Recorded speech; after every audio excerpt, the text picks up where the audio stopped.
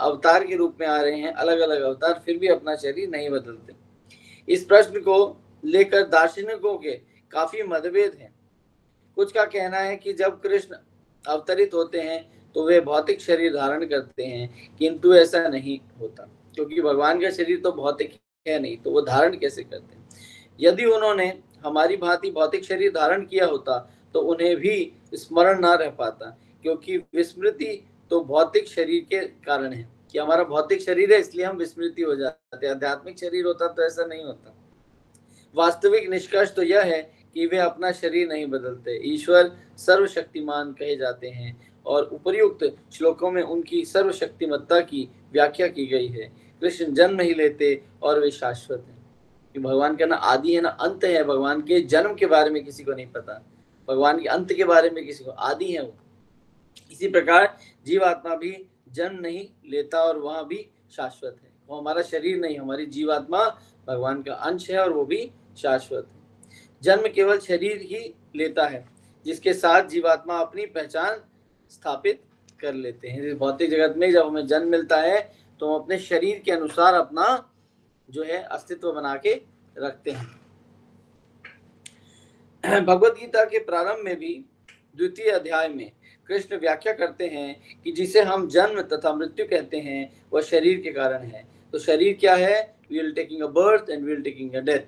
और शरीर बदलता है, शरीर का जन्म होता है, शरीर की मृत्यु होती है। मतलब कि आत्मा का ना तो जन्म होता है और ना ही मृत्यु होती है, वो केवल शरीर को बदलती रहती है। जो ही हमें अपने आध्यात्मिक शरीर के पुनः प्राप्ति हो जाती है तो हम जन्म मृत्यु के कलमश से बाहर निकल जाते हैं। त्यों ही हम गुणात्मक रूप से कृष्ण जैसे हो जाते हैं। और कृष्ण भावना अमृत की सारी प्रक्रिया यही है कि अपने आदि सच्चिदानंद आध्यात्मिक शरीर को पुनः प्राप्त करना। आध्यात्मिक शरीर कौन सा है? हम भगवान के दास रूप में, भगवान के निवास स्थान में, भगवान की सेवा में नित्य नियुक्त होते हैं और हम इस भौतिक जगत के चक्र से मुक्त हो जाते हैं। यही हमारा लक्ष्य होता है। वह शरीर सत्य, शाश्वत, चित्त, ज्ञानमय और आनंद है। इस भौतिक शरीर का ना तो सत्य, ना चित्त, ना ही आनंद है। तो ये जो हमारा जो शरीर मिला है इसमें हमें आनंद नहीं मिलता। नाना प्रकार की हमें बीमारियां देखनी पड़ती हैं, जन्म, मृत्यु, जरा, व्याधि। यह तो मृत है, एक दिन जन्मा है, एक दिन खत्म हो जाएगा। तो इसका लक्ष्य क्या है?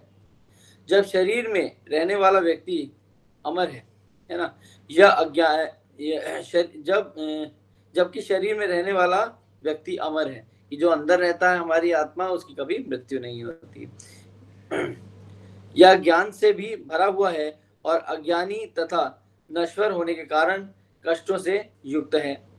हम भौतिक शरीर के ही कारण घोर ताप या घोर शीत का अनुभव करते हैं, क्योंकि हम भौतिक जगत में जुड़े हुए हैं। इसीलिए हमें सर्दी, गर्मी, जो है भूख प्यास लगती है। किंतु जो ही हम आध्यात्मिक शरीर पुनः प्राप्त कर जाते हैं, हमें ऐसा द्वंद्व प्रभावित नहीं करते। भौतिक शरीर के भीतर रहते हुए ऐसे भी कुछ योगी हैं जो ताप और शीत जैसे द्वंद्वों से प्रभावित नहीं होते। भौतिक शरीर में रहते हुए जब हम आध्यात्मिक उन्नति कर देते हैं तो हमें आध्यात्मिक शरीर के गुण आने लगते हैं। यही हम लोहे की अग्नि में, यदि हम लोहे को अग्नि में रखते हैं तो यह गर्म होकर लावा होने लगता है और अंत में लोहा न रहकर अग्नि बन जाता है। तो बताते हैं कि हम जैसे लोहे को अग्नि में डालेंगे तो अग्नि क्या करेगी? लोहे को अपने ही समान बना लेगी और अग्नि और लोहे में अंतर नहीं दिखेगा। और इससे जो कुछ भी छू जाता है उसे वे लपटों में बदल देती है। तो क्या होता है? अगर उस लोहे को भी अगर कुछ टच कर जाता है वो भी अग्नि के समान हो जाता है। जैसे जैसे हम कृष्ण भावनामृत में प्रगति करेंगे, हमारा भौतिक शरीर आध्यात्मिक तमय बनता जाएगा और इससे भौतिक कलमश प्रभावित नहीं हो पाएंगे। तो यहाँ पर भौतिक कलमश बताए हैं कि हमें किसी प्रकार का कष्ट इतना नहीं सताएगा। हम परेशान रहते हैं, क्यों? क्योंकि हम भौतिक जगत के प्रभावों से जुड़े हुए हैं। किसी के पास धन की कमी है, किसी के पास जो है काम का प्रेशर है, ऐसे चीजें हैं। परंतु अगर हम देखें कि हमारे जीवन में जो हमें मिला है वो हमारे नियत के अनुसार मिला है। जो हमारी जो नियति होती है, जो हमारे कर्माज होते हैं, उसके अनुसार हमें सारी चीज़ें मिलती हैं। ना उससे आप आगे जा सकते हो, ना उससे आप पीछे जा सकते हो। हमेशा आपको वही भोगना पड़ेगा जो कृष्ण देते हैं।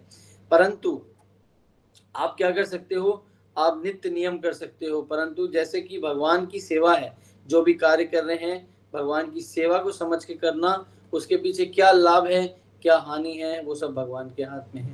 परंतु अगर हम लाभ हानि का निष्कर्ष निकालते हुए कार्य करेंगे तो वे फिर वो कार्य कृष्ण की सेवा के लिए नहीं रह जाएगा, फिर आपकी लाभ और आपकी हानि के लिए रह जाएगा। भगवान कहते हैं कि बिना लाभ और बिना हानि के हर कार्य को करना चाहिए। तुम्हारी नियति के अनुसार, तुम्हारे जो डिसाइडेड है, ऑलरेडी प्री डिसाइडेड है, उसके अनुसार तुम्हें वो जो फल उसका मिलेगा।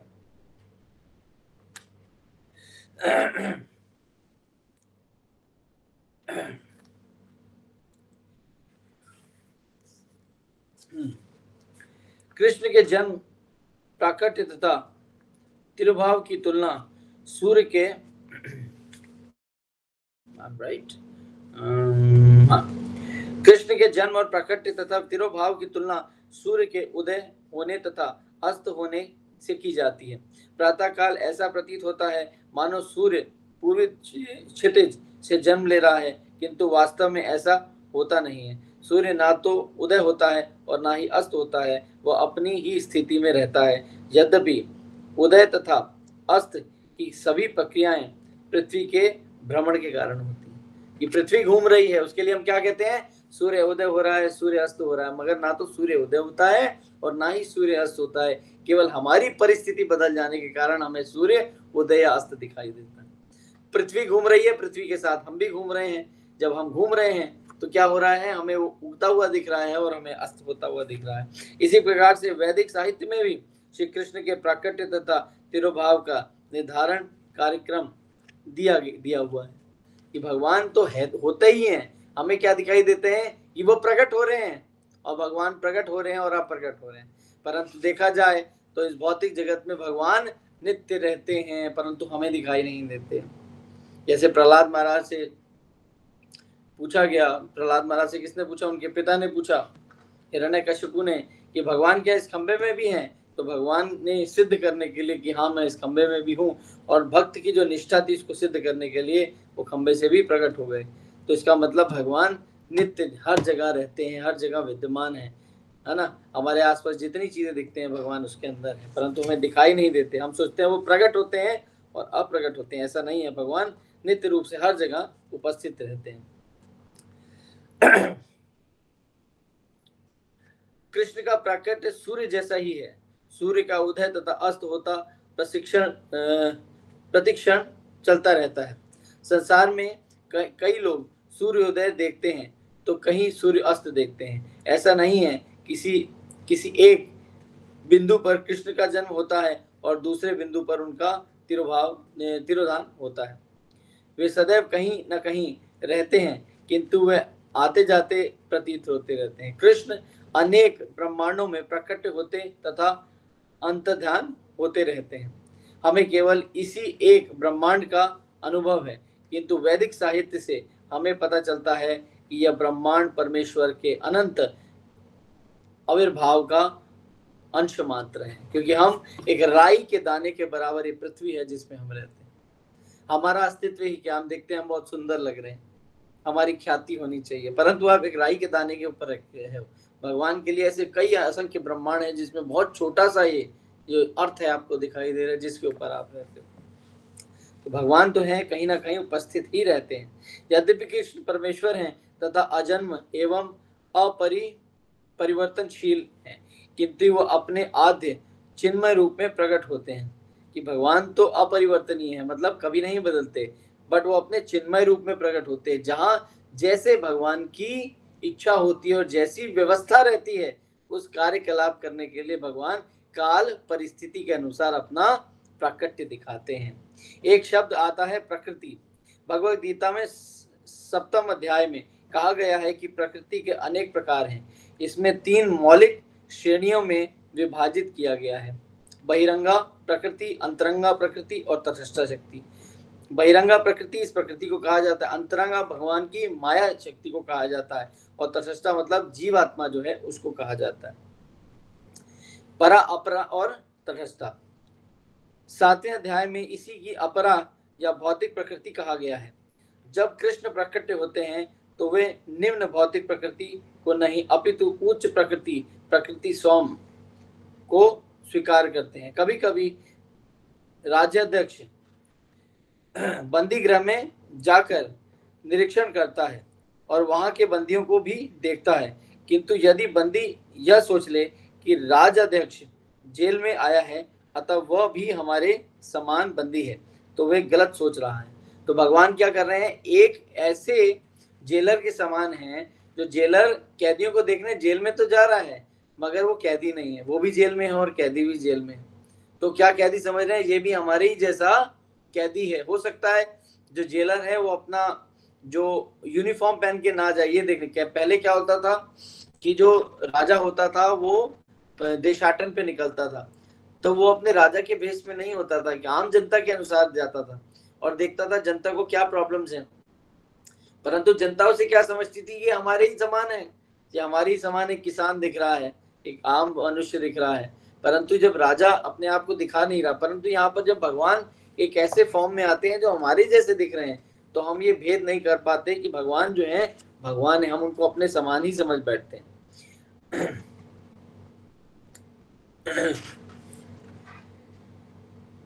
तो वे गलत सोच रहे होंगे। जैसा कि पहले इंगित किया जा चुका है कि श्री कृष्ण कहते हैं कि जब वे मनुष्य रूप में अवतरित होते हैं तो वो मूर्ख जन उनका उपहास करते हैं। भगवत गीता 9.11 कि क्या करते हैं, भगवान से ईर्ष्या भी करते हैं और भगवान का मजाक भी उड़ाते हैं। आजकल नाना प्रकार के गाने बन गए हैं जो भगवान का मजाक उड़ा रहे हैं, परंतु वो नहीं जानते कि वो अपना ही मजाक उड़ा रहे हैं, है ना। परमेश्वर होने के कारण जैसे कहा जाता है एक स्त्री है और उसका पुत्र है और पुत्र ही अपनी माँ का उपहास कर रहा है, तो उपहास माँ का नहीं हो रहा, उस पुत्र का हो रहा है। आप समझ रहे हैं। परमेश्वर होने के कारण कृष्ण यहाँ कभी भी प्रकट हो सकते हैं, है ना।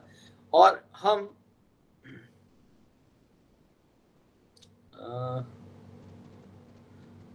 आपत्ति करके नहीं कह सकते कि उन्हें आने की मनाही है। वे पूर्ण रूपेण स्वतंत्र हैं और इच्छानुसार जब चाहे तब आ सकते हैं और अंतर ध्यान हो सकते हैं। यदि राज्याध्यक्ष बंदीगृह देखने जाता है तो हम ऐसा नहीं कह सकते कि उन्हें ऐसा करने के लिए बाध्य किया गया है।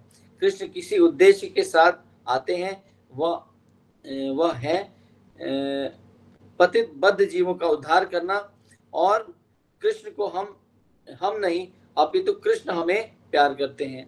वे प्रत्येक प्राणी को अपना पुत्र मानते हैं।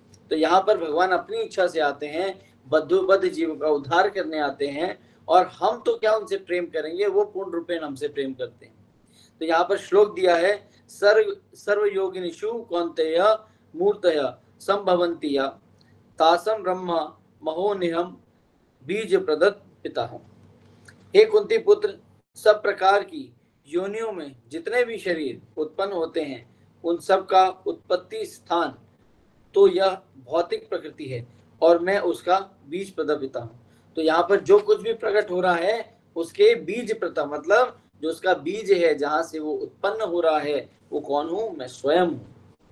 पिता पुत्र के प्रति सदैव वात्सल्य होता है। तो पिता क्या करता है, वात्सल्य मतलब पुत्र के प्रति प्रेम, इसको कहते हैं वात्सल्य प्रेम। तो भगवान का ऐसे ही जीवात्माओं के प्रति वात्सल्य प्रेम है। पुत्र भले ही पिता को भूल जाए किंतु पिता अपने पुत्र को कभी नहीं भूल सकता। कृष्ण हमारे प्रेमवश हमें जन्म और मृत्यु के कलमशों से उबारने के लिए इस भौतिक जगत में अवतरित होते हैं। तो भगवान क्यों अवतरित होते हैं, हमें इस प्रेमवश यहाँ से निकालने के लिए, इन कष्टों से हमें बाहर निकालने के लिए। वे कहते हैं, मेरे प्रिय पुत्र, तुम इस दुखमय संसार में क्यों सड़ रहे हो, दुखालय अशाश्वतन, मेरे पास आओ, मैं सब प्रकार से तुम्हारी रक्षा करूंगा।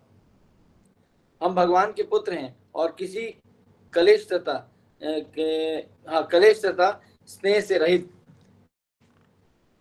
ठाठ से जीवन का उपभोग कर सकते हैं। अतः हमें यह नहीं सोचना चाहिए कि कृष्ण की प्रकृति के नियमों के वशीभूत होकर हमारी तरह यहाँ आते हैं। तो भगवान यहाँ नियमों के वशीभूत होके नहीं आते, भगवान अपनी इच्छा से हम पे कृपा करने आते हैं। संस्कृत शब्द अवतार का शब्द अर्थ है जो उतरता है। अवतार का मतलब क्या होता है? जिसका प्राकट्य होता है, जो ऊपर से नीचे आ रहा है, मतलब जो उतर रहा है, उसको कहते हैं अवतार। जो स्वेच्छा से आध्यात्मिक ब्रह्मांड में, इस भौतिक ब्रह्मांड में उतर आता है और अवतार कहलाता है। कभी श्री कृष्ण स्वयं अवतरित होते हैं और कभी वे अपना प्रतिनिधि भेजते हैं। जितने भी आचार्य ग्रहण होते हैं, जितने भी गुरुजन होते हैं, वो हमें यहाँ भेजते हैं ताकि वो उन्हें वहां भेजते हैं ताकि वो उनका उद्धार कर सकें। संसार के प्रमुख धर्म हिंदू, ईसाई, हिंदू, बौद्ध तथा मुस्लिम किसी न किसी परम सत्ताधीश या पुरुष को ईश्वर के धाम से अवतरित होते मानते हैं, है ना। ईसाई धर्म में ईसा मसीह ने स्वयं को ईश्वर का पुत्र घोषित किया और बद्ध जीव के उद्धार हेतु ईश्वर के धाम में आने का दावा किया। भगवत गीता में अनुयायी होने के कारण हम इस दावे को सत्य मानते हैं। अतः मूल रूप से इसमें कोई भेद नहीं है। विस्तार में जाने पर संस्कृति, जलवायु और निवासियों में अंतर होने के कारण कुछ अंतर भले ही पाया जाए, किंतु मूल सिद्धांत जैसे तैसे रहता है और ईश्वर का अपने प्रतिनिधि बद्ध जीवों को उबारने के लिए आते हैं। तो यहाँ पर क्या है, कोई भी धर्म हो, उसका निष्कर्ष क्या है कि बद्ध जीव को उधारने के लिए, बद्ध जीवों का लाभ के लिए भगवान यहाँ अवतरित होते हैं। यदा यदा ही धर्मस्य ग्लानिर्भवति भारत अभ्युत्थानम धर्मस्य तदात्मानं सजाम्यहम्। हे भरत के वंश, जब जब धर्म का पतन होता है और अधर्म का उत्थान होता है, तब तक मैं स्वयं अवतरित होता हूँ। तो यहाँ पर भगवान धर्म की रक्षा करने के लिए और जो दुष्टों का संहार करने के लिए भगवान प्रकट होते हैं। ईश्वर अत्यंत दयालु हैं, वे हमारे कष्टों का अंत होते देखना चाहते हैं। तो भगवान क्या चाहते हैं कि हम जो कष्ट भोग रहे हैं, हमारे पुराने कर्मास थे, हमारे पुराने जितने भी प्रारब्ध थे, उसके अनुसार हमें इस भौतिक जगत में आना पड़ा, यहाँ 3 गुणों में फंसना पड़ा, यहाँ 3 प्रकार की हमें जो है यात्राएं सहनी पड़ रही हैं, आध्यात्मिक, आदि भौतिक और, है ना। तो 3 प्रकार से हमें यहाँ पर कष्ट सहने पड़ रहे हैं, प्रकृति के रूप में, मन और बुद्धि के रूप में और जीवात्माओं के रूप में। किंतु हम इस कष्टों के साथ समझौता करने का प्रयास करते हैं कि हम यहाँ कष्ट में रह रहे हैं, फिर भी हम यहाँ रहना चाहते हैं। जिस प्रकार से हमने पिछले एक अध्याय में देखा था कि इंद्र को जन्म मिला सुअर के रूप में, और ब्रह्मा जी उनका उद्धार करना चाह रहे हैं। वो उनको दोबारा कहाँ इंद्रलोक ले जाना चाह रहे हैं, परंतु वो कह रहे हैं नहीं, मैं यहाँ संतुष्ट हूँ, यहाँ मेरे ऊपर दायित्व है, यहाँ मेरे कई बच्चे हैं, यहाँ पर मैं अपनी पत्नी के साथ रहता हूँ और इस मल के पानी में रहता हूँ, यही मेरा निवास स्थान है। वो जाने को तैयार नहीं। उसी प्रकार से जब इस हम भौतिक जगत में आते हैं तो यही हम अपनी सुविधा देखने लगते हैं, परंतु हम ये नहीं सोचते कि हम आध्यात्मिक जगत से आए हैं, परंतु हम यहाँ बहुत निचले स्थानों पर बैठे हुए हैं। क्योंकि हम परमेश्वर के अंश हैं, अतः हम इस कष्टों के लिए नहीं बनाए गए हैं, किंतु किसी न किसी तरह हमें स्वेच्छा से इन्हें स्वीकार कर लिया है ना। कष्ट 3 तरह के हैं, शरीर तथा मन के उत्पन्न हुआ कष्ट, अन्य जीवों से उत्पन्न हुआ कष्ट, प्रकृति आपदाओं से उत्पन्न हुआ कष्ट। मतलब 3 प्रकार के कष्ट हमें भोगने ही पड़ते हैं। पहला कष्ट है जो शरीर तथा मन के द्वारा होता है। हमारे शरीर में बुखार आता है, चोटें लगती हैं, एक हमारा मन दुखी हो जाता है, इसके द्वारा हमें स्वयं कष्ट होता है। वो हर एक व्यक्ति को जीवन में मिलता है, चाहे वो बड़ा आदमी हो चाहे छोटा आदमी हो, है ना, चाहे वो धनवान हो चाहे निर्धन हो, उसको एक कष्ट भोगना पड़ता है। दूसरा कष्ट है जीवों से उत्पन्न हुआ कष्ट। जीवात्माएं हमें कष्ट देती हैं, जैसे एक मच्छर के काटने से भी व्यक्ति को मलेरिया हो सकता है और उसकी मृत्यु हो सकती है, और किसी के मारने से भी किसी की मृत्यु हो सकती है। तो एक जीवात्मा दूसरे जीवात्मा को कष्ट देती है। तीसरा, प्रकृति द्वारा हमें कष्ट मिलता है। प्रकृति कैसे? कभी भूकंप आ जाता है, कभी हमें छोटे अगर लेवल पे देखा जाए तो ज्यादा सर्दी से हमें आने से हमें बीमारी हो जाती है, या एक बार ऐसा होता है कि भाई बर्फ गिर गई, कई लोग दब के मर गए। कई बार होता है कि प्रकृति के जो है प्रकोप से व्यक्ति, सुनामी आ जाती है, या भूकंप आ जाता है, इसके द्वारा मृत्यु हो जाती है। तो ये नेचुरल कैलेमिटीज हैं जिससे कोई बच नहीं सकता। तो ये 3 प्रकार के ताप हैं जिस भौतिक जगत में रहते ही रहते हैं। हम इन तीनों प्रकार के कष्टों से या इन 3 प्रकार के किसी न किसी एक से पीड़ित रहते हैं। हम इन कष्टों का हल निकालने का सदैव प्रयत्न करते हैं और यह प्रयास ही हमारे जीवन संघर्ष को जन्म देता है। हमारे जीवन का संघर्ष क्या है? हम कहीं ना कहीं किससे, हम अर्थ से कि हमारा भाई धन अच्छा हो जाए, है ना, हमारे पास घर हो जाए, या हम किसी से दुखी हैं, उस दुख से कैसे निवारण हो, इसी ना इसी चीज संघर्ष में लगे रहते हैं। इसका हल हमारे छोटे से मस्तिष्क के बूते का नहीं है कि हम छोटा सा हमारा दिमाग है, छोटी सी हमारी बुद्धि है, इतने बड़े जो है संघर्ष को हम सुलझा नहीं सकते, क्योंकि ये नियम बना ही हुआ है इस भौतिक जगत का। इसका हल तो परमेश्वर की शरण ग्रहण करने पर ही प्राप्त हो सकता है। अगर इस कष्टों से बचना चाहते हो तो नित्य रूप से आपको क्या करना पड़ेगा? भगवान की शरण ग्रहण करनी पड़ेगी, तब जाके ये सारे प्रॉब्लम्स आपको कष्ट नहीं देंगे। ठीक है ना? हम तभी सुखी रह सकते हैं जब हम अपनी वैदिक स्थिति को पुनः प्राप्त कर लें, और इस स्थिति को प्राप्त करने का साधन भगवत गीता है। ईश्वर तथा उसके प्रतिनिधि भी हमारी सहायता करने आते हैं। तो भगवान स्वयं और भगवान के अंशावतार, है ना, भगवान के अंशावतार मतलब गुरुजन आते हैं हमारी सहायता करने के लिए। जैसा कि पहले कहा जा चुका है, वे परा प्रकृति से इस भौतिक संसार के अवतरित होते हैं और उन पर जन्म, मृत्यु, जरा तथा व्याधि का कोई भी नियम लागू नहीं होता। श्री कृष्ण अर्जुन को संसार में अपने अवतार लेने के निम्नलिखित कारण बताते हैं। तो यहाँ भगवान अर्जुन को क्या कह रहे हैं कि मैं आने के, अपने अवतार लेने के निम्नलिखित कारण तुम्हें बता रहा हूँ कि मैं अवतार क्यों लेता हूँ। परित्राणाम साधूनाम विनाशाय च दुष्कृताम धर्म स्थापनार्थाय संभवानी युगे युगे।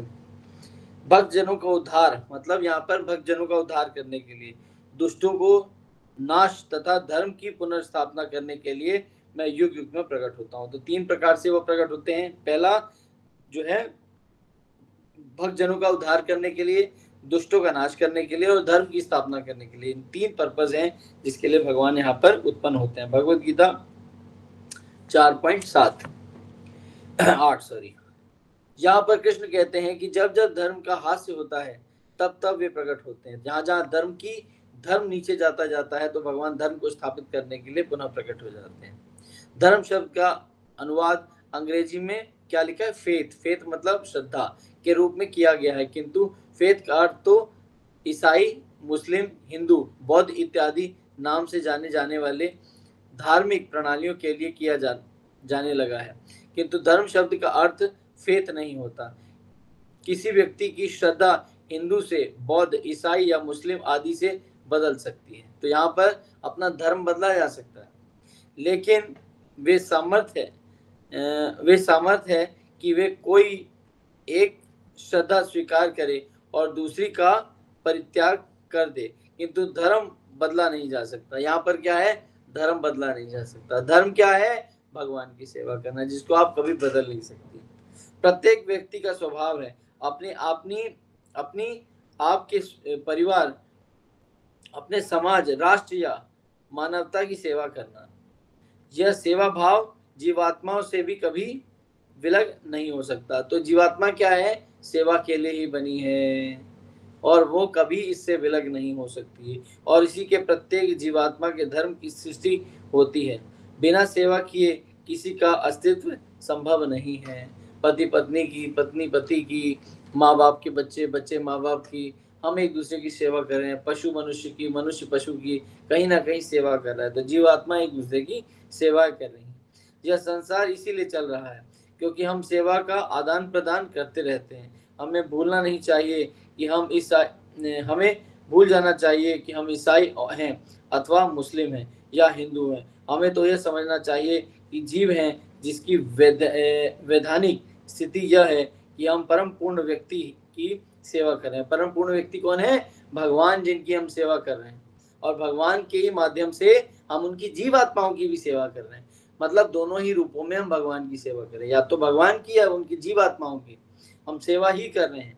जब हमें यह समझ आ जाती है तब हम मुक्त हो जाते हैं। मुक्त मतलब इस भौतिक जगत के जो जो हमारे भौतिक जगत का जो चक्रव्यूह है जिसमें हम फंसे हुए हैं, उससे हमें मुक्ति मिल जाती है। मुक्ति या मोक्ष उस नश्वर उपाधियों से छुटकारा पाना है कि जिस उपाधि पे हम बैठे हैं, हम ये हैं, हम वो हैं, इन उपाधियों से छुटकारा पाना ही मुक्ति है। ये समझ लेना कि हम जो है भगवान के सेवक हैं और निरंतर भगवान की सेवा कर रहे हैं, यही मुक्ति का मार्ग है। जिन्हें हमने भौतिक प्रकृति के साथ जुड़े रहने से अर्जित किया है, मुक्ति इससे अतिरिक्त और कुछ नहीं है। भौतिक शरीर धारण करने के कारण हम इतनी सारी उपलब्धियां ग्रहण कर लेते हैं। इस प्रकार हम अपने को मनुष्य, पिता, अमेरिकी, ईसाई, हिंदू आदि कहते हैं। यदि हम वास्तव में मुक्त होना चाहते हैं तो हमें इन उपाधियों का परित्याग करना होगा। कि हम वाकई मुक्त होना चाहते हैं तो हमें ये त्याग करना होगा कि हम किसी प्रकार के भौतिक शरीर से बंधे हुए हैं। आप क्या हो? आप एक जीवात्मा हो जो भगवान की सेवा के लिए ही नियुक्त किया गया है। आपको भगवान की सेवा करनी है, आप भगवान की सेवा के लिए आए हो। भले ही अपने जीवन में आप अपने परिवार को कुकिंग करके दे रहे हो, अपने बच्चों को बाजार ले जा रहे हो, अपने बच्चों को खिला पिला रहे हो, अपने बच्चों को सब कुछ कर रहे हो, मगर ये सोच के करना कि हम भगवान के अंशों का पालन कर रहे हैं, ये हमारा कर्तव्य है, क्योंकि हम भगवान की ही सेवा में नियुक्त हैं। तो वो क्या कर रहा है? वो यज्ञ कर रहा है, इसी को भगवान की सेवा कहते हैं। मगर अगर ये सोचे कि ये परिवार मेरा है, ये प्रॉपर्टी मेरी है, ये सब कुछ मैं अपने लिए कर रहा हूँ, अपने एंजॉयमेंट के लिए कर रहा हूँ, तो फिर वो भगवान की सेवा नहीं कर रहा है। किसी भी दशा में हम स्वामी नहीं हैं। इस समय हम सेवा तो कर रहे हैं, किंतु उपाधियों को साथ में लेकर सेवा कर रहे हैं। हम अपनी पत्नी के, अपने परिवार के, काम धंधे इत्यादि इंद्रियों, अपनी संतान तथा यदि संतान नहीं है तो अपने कुत्ते बिल्ली की सेवा कर रहे हैं। तो यहाँ पर देखो, पहले कहा जाता है राज ऋषि हुआ करते थे, पूरे संसार की सेवा के लिए, धर्म की स्थापना के लिए लड़ा करते थे। आज आप देखो, राज ऋषि, राजा तो रहे नहीं, पॉलिटिशियंस हैं, मगर वो किसकी सेवा कर रहे हैं? वो अपनी सेवा कर रहे हैं, है ना। समाज की सेवा कौन कर रहा है? कोई नहीं कर रहा, सब अपने स्वार्थ के लिए कि हमारी पोस्ट बची रहे। यहाँ पर युधिष्ठिर महाराज जो है संसार के सर्वश्रेष्ठ व्यक्ति हैं, मगर अपने आप को कुछ नहीं मानते। वो कहते हैं यहाँ मुझे भेजा गया है केवल किसके लिए? भगवान के भक्तों की सेवा करने के लिए और भगवान की सेवा करने। इसके अतिरिक्त मेरे जीवन में और कोई उपाधि नहीं है। मेरी एक उपाधि है केवल एक सेवक की। यदि हमारी पत्नी या संतान नहीं होते तो सेवा करने के लिए हम कोई कुत्ता या बिल्ली, कोई अन्य छोटे मोटे जानवर पाल लेते हैं। यह हमारा स्वभाव है, ऐसा करने के लिए हम बाध्य होते हैं। अंत में जब इन उपाधियों से मुक्त हो जाते हैं और भगवान की दिव्य प्रेममय सेवा में करने लगते हैं तो हमें सिद्धावस्था प्राप्त हो जाती है। तब हम अपने वास्तविक धर्म में प्रस्थापित हो जाते हैं। वास्तविक धर्म क्या है? मैं हूँ भगवान का दास और भगवान की सेवा के लिए आया हूँ। इसके अतिरिक्त मेरे जीवन में और कोई लक्ष्य नहीं है। किसी ने मुझसे पूछा था कि प्रभु जी, हम चाहते हैं कि हमारे घर में कुछ पेट्स थे, वो पेट्स अब नहीं रहे, हम उदास हो गए हैं, घर सूना हो गया है, हम क्या करें? तो हमने कहा आपको पेट्स रखने की जरूरत नहीं है।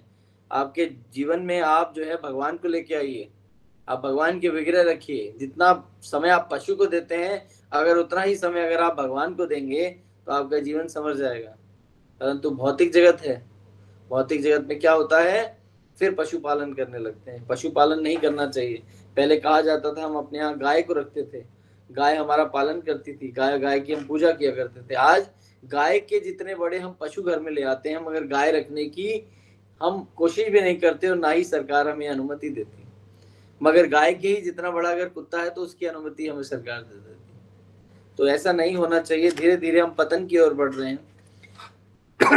इस प्रकार श्री कृष्ण का कथन है कि जब कभी जीवात्माओं के धर्म में कोई त्रुटि आती है अथवा जब कहीं जीवात्माएं परमेश्वर की सेवा करना बंद कर देती हैं तो वे प्रकट होते हैं। तो यहाँ क्या क्या है? जब हमारे यहाँ त्रुटि भी आती है, जब कहते हैं जो असुरी प्रभाव बढ़ जाता है, तब भगवान प्रकट होते हैं। और जब भगवान की सेवाएं बंद हो जाती है तो भगवान दोबारा प्रकट होते हैं कि देखो मेरा अस्तित्व है, तुम कैसे भूल गए कि मैं नहीं हूं। कहते हैं ना, इस भौतिक जगत में हर चीज जो है प्रस्तुतिकरण से ही संभव हो सकती है कि ये है।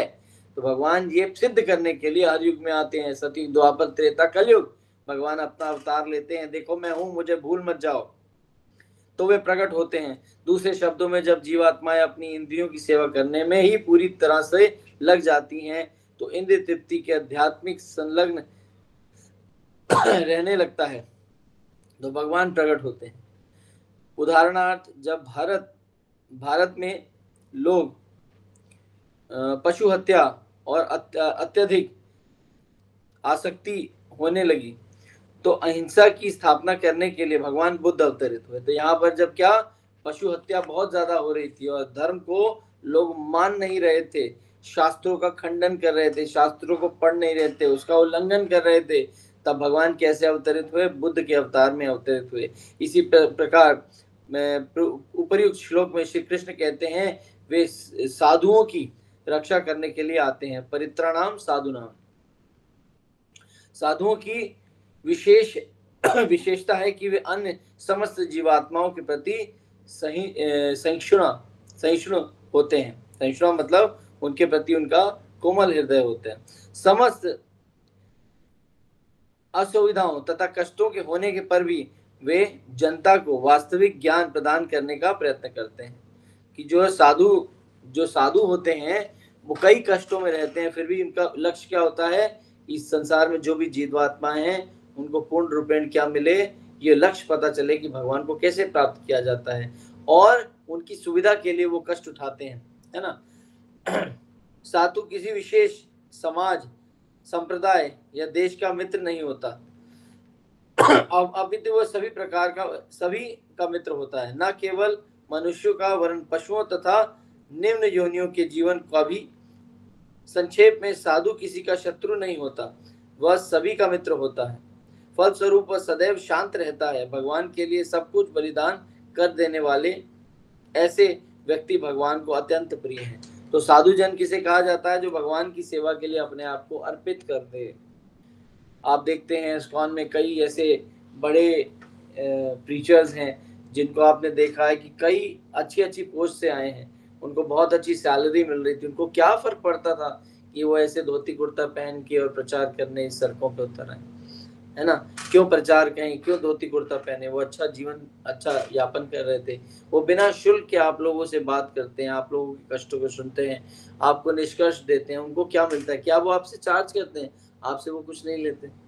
उनका क्या उसमें क्या उनका लालच है? उसमें कोई लालच नहीं। वो केवल यही जानते हैं कि मुझे भगवान और भगवान के भक्तों की सेवा करनी है, यही उनका लक्ष्य होता है। उसी लक्ष्य के कारण वो जो अपने जीवन का बलिदान देते हैं। फलस्वरूप वह सदैव शांत रहते हैं। भगवान के लिए सब कुछ बलिदान देने वाले ऐसे व्यक्ति भगवान को अत्यंत प्रिय हैं। क्योंकि भगवान का प्रिय बनने के लिए ये अगर बहुत छोटा सा, मतलब आप समझिए कि अपने जीवन को पूर्ण तरीके से समर्पण देना, ये एक बहुत छोटा सा, जिसे कहते हैं ना, बलिदान है। इतना बड़ा नहीं है कि भगवान को अगर प्राप्त करना है तो ये तो जीवन ही दे रहे हैं, इसमें भी सुख ही सुख है। आप आहार लेते हो, आप सात्विक आहार लेते हो, आप अवैध लोगों से नहीं मिलते हो, आप दुराचार नहीं करते हो, वाचा वेग में आपका, वाणी में जो आपका कंट्रोल रहता है, प्रजल्पा, फालतू की चर्चा किसी से नहीं करते हो, ठीक है ना। आहार आप अच्छा लेते हो, है ना। मन आपका शांत रहता है क्योंकि आप आहार ऐसा नहीं लेते हो। साधु संग होता है इसीलिए आपका कैरेक्टर अच्छा बना रहता है, आपको बाहर की चीजों की स्मृति नहीं होती है ना। आप क्या करते हो? अपना जीवन बड़ा शांति पूर्वक बिताते हो। तो ये सुविधा है, भक्ति में भी आप सुविधा प्राप्त करते हो। जब यदि साधु जन अपने अपमान की परवाह नहीं करते, किंतु कृष्ण उनके किसी अपमान को सहन नहीं कर पाते। कि भक्तों के प्रति कोई भी अपमान कर दे, भगवान उसको सहन नहीं करते। भगवान के प्रति कोई अपमान कर दे, भगवान सहन कर जाएंगे। मगर भगवान कहते हैं जो मेरी सेवा में लगा है, अगर उसका कोई अपमान करता है तो उसको मैं सहन नहीं कर पाता। जैसा कि भगवत गीता में 9वें अध्याय में कहा गया है कि कृष्ण सभी के प्रिय संभाव रहते हैं, है ना। संभाव मतलब सबको अपना अंश समझते हैं, किसी में भेदभाव नहीं करते हैं। फिर भी वे अपने भक्तों को विशेष कृपालु रहते हैं। जो भगवान की शरणागति में रहता है, जो भजन क्रिया करता है, जो साधु संग करता है, निरंतर भगवान का ध्यान करता है, उससे अति प्रिय भगवान को न तो कोई था, न है, न कभी रहेगा। सम्मोहम सर्वभूतेषु न मे द्वेषंसि सितः न प्रिय ये भजन्ति तु माम भक्त्या मयि ते तेषु चाप्यहम्। ना मुझे किसी से द्वेष है, ना मैं किसी के साथ पक्षपात करता हूँ, मैं सभी के लिए समान हूँ, किंतु जो कोई भक्ति पूर्वक मेरी सेवा करता है वह मेरा मित्र है, मुझ में स्थित है और मैं भी उसका मित्र हूँ। तो जो मेरी सेवा करता है, जो मेरा भजन करता है, वो मेरे को अति प्रिय है और वही मेरा मित्र है। भगवद गीता 9.29। यद्यपि कृष्ण सभी के प्रिय प्रति निष्पक्ष हैं, किंतु जो कृष्ण भावना अमृत में सदा संलग्न रहता है, जो भगवत गीता के संदेश का प्रसार करता है, उसे वे विशेष संरक्षण प्रदान करते हैं। श्री कृष्ण का यह वचन है कि उनके भक्त का कभी नाश नहीं होता। कौन्ते हम प्रति जाने हम नामे भक्त्या प्रणश्यति, है ना। भगवत गीता 9.31 सॉरी। तो यहाँ पर भगवान कह रहे हैं कि कौन्ते हम प्रति जानहि मेम भक्त्या प्रणश्यति, कि वो मेरा अति प्रिय है, उसके विशेष जो है संरक्षण करते हैं भगवान, उसको विशेष प्रोटेक्शन प्रदान करते हैं। जो क्या करता है, भगवान की वाणी का प्रसार करता है। भगवान अर्जुन को क्या कह रहे हैं, जो मैं तुम्हें बता रहा हूँ वो बहुत गोहितम ज्ञान है, वो सीक्रेट नॉलेज है, जो मैं उसी को देता हूँ जो इसके योग्य है, जो इसके योग्य नहीं है मैं उसको कभी ये नहीं बताता। तो भगवान स्वीकार कर रहे हैं, भगवान चुनाव कर रहे हैं। इसका मतलब है कि आप विशेष हो। आज यहाँ बैठ के आप भगवत गीता को सुन रहे हो, पढ़ रहे हो, इसका मतलब भगवान ने आपका चुनाव किया है। यद्यपि कृष्ण केवल अपने भक्तों की रक्षा करने तथा उन्हें बचाने के लिए नहीं आते, वे दुष्टों का विनाश करने के लिए भी आते हैं। विनाशाय च दुष्कृताम। कृष्ण अर्जुन तथा 5 पांडवों को विश्व का शासक बनाना चाहते थे, क्योंकि वे अत्यंत पवित्र क्षत्रिय थे और उनके भक्त थे। साथ ही वे दुर्योधन के नास्तिक दल का उन्मूलन करना चाहते थे। उनके प्रकट होने का तीसरा कारण, जैसा कि पहले भी कहा जा चुका है, वास्तविक धर्म की स्थापना करना होता है। तो भगवान यहाँ पर सर्वप्रथम जो है धर्म की स्थापना करने के लिए आते हैं, दुष्टों का संहार करने के लिए आते हैं, भक्तों पर कृपा करने के लिए आते हैं। धर्म संस्थापनाय। इस तरह की श्री कृष्ण के अवतरित होने के 3 प्रयोजन होते हैं। वे अपने भक्तों की रक्षा करते हैं, दुष्टों का विनाश करते हैं और जीवात्माओं के वास्तविक धर्म की स्थापना करने के लिए आते हैं। वे केवल एक बार नहीं अपितु बारंबार अवतरित होते हैं। संभवानी युगे युगे, मतलब कई युगों में बार बार आते हैं। सतयुग, द्वापर, त्रेता, सतयुग, द्वापर, त्रेता, कलयुग, बारंबार ये चलता रहता है और भगवान अवतरित होते रहते हैं, क्योंकि यह भौतिक संसार ऐसा है कि संतुलन स्थापित हो जाने पर भी कालांतर में यह फिर से गड़बड़ा जाता है। तो बार बार सिस्टम में लेके आते हैं, बार बार सिस्टम खराब हो जाता है। फिर भगवान जब सिस्टम खराब होने लगता है तो दोबारा से भगवान अवतरित होते हैं, इसको दोबारा से एस्टेब्लिश करते हैं और फिर दोबारा भगवान अंतर्ध्यान हो जाते हैं। इस संसार ऐसा बनाया गया है कि चाहे हम कितनी ही अच्छी व्यवस्था क्यों ना करें, उनमें शैन बारंबार शैन गिरावट आ जाती है। प्रथम विश्व युद्ध के पश्चात संधि पत्र पर हस्ताक्षर हुए और थोड़े समय के लिए शांति आई, किंतु शीघ्र ही द्वितीय विश्व युद्ध का धमाका, और जब अब वह समाप्त हो जाता है तो तीसरा विश्व युद्ध तैयार होता रहता है। तो इस भौतिक संसार में यह सब काल की करनी है। हम एक सुंदर सा घर बनाते हैं, किंतु 50 वर्ष बाद यह शीर्ण हो जाता है और 100 वर्षों के बाद तो और भी जीर्ण हो जाता है। इसी प्रकार जब तक यह शरीर तरुण रहता है तब तक लोग इसकी परवाह करते हैं, इस पर प्यार की वृद्धि करते रहते हैं और सहलाते रहते हैं, किंतु जब यह वृद्ध हो जाता है तो कोई भी इसकी परवाह नहीं करता। तो यहाँ पर यह भौतिक जगत है जो कि टेम्परेरी है। एक विश्व युद्ध को हम शांति में लेके आते हैं, दूसरा हो जाता है, दूसरा लाते हैं, तीसरा हो जाता है ना। इस प्रकार से निरंतर ये भौतिक जगत है जो परिवर्तनशील है और बदलता रहता है। क्यों? क्योंकि ये परमानेंट नहीं है, टेम्परेरी है। किंतु जब हम या वृद्ध हो जाते हैं तो कोई भी इसकी परवाह नहीं करता। इस भौतिक संसार का यही स्वभाव है, कितना ही संतुलन क्यों न बनाया जाए, कार्यक्रम से वह नष्ट हो ही जाता है। फलता समय समय पर संतुलन बनाए रखने के लिए आवश्यकता है, और युग युग में संभवता के संतुलन बनाए रखने के लिए परमेश्वर या उनके प्रतिनिधि अभिभूत होते रहते हैं। तो भगवान यहाँ बार बार क्यों आते हैं? इस भौतिक जगत का संतुलन बनाने के लिए। इस प्रकार श्री कृष्ण विभिन्न धर्मों की स्थापना या पुनरुत्थान करने के लिए आने के बारे में अवतरित होते हैं। तो यहाँ पर क्या है? पुनरुत्थान। बार बार जो है भगवान आते हैं कि ये संस्था, जो ये संसार है, ये स्थायी रहे। बार बार परिवर्तित हो जाता है, बार बार जो है हम भूल जाते हैं भगवान के हम दास हैं, हमें भगवान की सेवा करनी चाहिए। हम नित्य अपनी इंद्रियों की सेवा में लग जाते हैं, अपने स्वार्थ सिद्ध करने के लिए ऐसे कार्य करते हैं जो हमें नहीं करने चाहिए। हम अपने परिवार में हम सारा ज्ञान प्राप्त कर लेते हैं, परंतु ये ज्ञान प्राप्त नहीं करते कि इस भौतिक जगत में हमारे भगवान ने भेजा क्यों है। कई युगों में बताते हैं कि 84 लाख योनियों में 21,000 बार जन्म लेना पड़ता है, परंतु 21,000 बार जन्म कई बार लेना पड़ता है, उसके बाद आपको मनुष्य योनि मिलती है। जब आपको मनुष्य योनि मिलती है वो सिर्फ एक बार मिलती है, और उस एक बार मनुष्य योनि मिलने पे आपको 100 साल की अवधि दी जाती है। वो भी 100 साल जरूरी नहीं है कि आपको पूरे मिले, आपके प्रारब्धों के अनुसार, आपके पिछले कर्मानुसार आपको आयु मिलती है।